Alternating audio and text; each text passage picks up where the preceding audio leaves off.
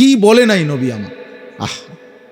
যথাযথ চর্চা যদি থাকতো, জীবনটার মধ্যে যদি আমরা গ্রহণ করার মানসিকতা থাকতো, আল্লাহর কসম জীবন আমাদের অনেক সুন্দর হইতো। পৃথিবী তাকায় থাকতো আমাদের দিকে, মুসলমানদের দিকে।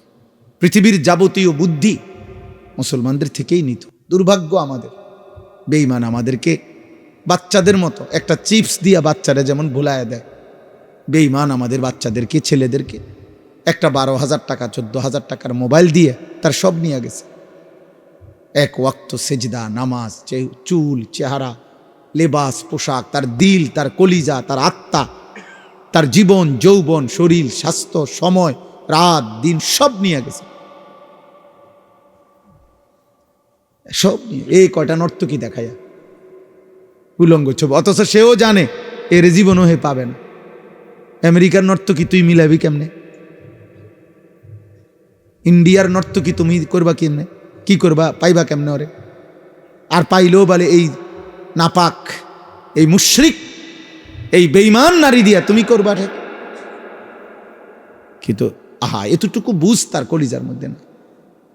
দুশ্মন তারে সামান্য একটু প্রলোভন দিয়ে তাকে তার মালিক ভুলায় দিছে, আখেরাত ভুলায় দিছে। মুসলমানের ঘরে ঘুমায়, বাবা মা মুসলমান, দাদা দাদি, নানা নানি মুসলমান, পুরা ফ্যামিলি মুসলমান, চারিদিকে মসজিদ, চারিদিকে মাদ্রাসা, প্রতি ওয়াক্ত নামাজের আজান হয়, চতুর দাড়ি টুপিওয়ালা কত মানুষ, চারিদিকে হাফেজে কোরআন আছে। এত কিছুর ভিতরে থাইকা ইসলামের চিহ্ন স্বরূপ মসজিদ আছে, মাদ্রাসা আছে, দাদা আছে, নানা আছে, বাবা আছে, মা আছে, দাড়ি টুপিওয়ালা মানুষ আছে, হাফেজে কোরআন আছে, আল্লাহর কোরআন আছে, আজান আছে, এত কিছু থাকার পরেও ইসলামের চিহ্ন এর ভিতরে থাইকাই মানুষরূপী যেই জানোয়ার 24 ঘন্টায় একটা সেজদা দেয় না, তার চাইতে নিকৃষ্ট বেয়াদব আসমানের নিচে জমিনের উপরে কোনো কুত্তাও হয় না। কোনো কুত্তাও এরকম হয় না বেটা, কুত্তা। আস্তাগফিরুল্লাহ, আস্তাগফিরুল্লাহ।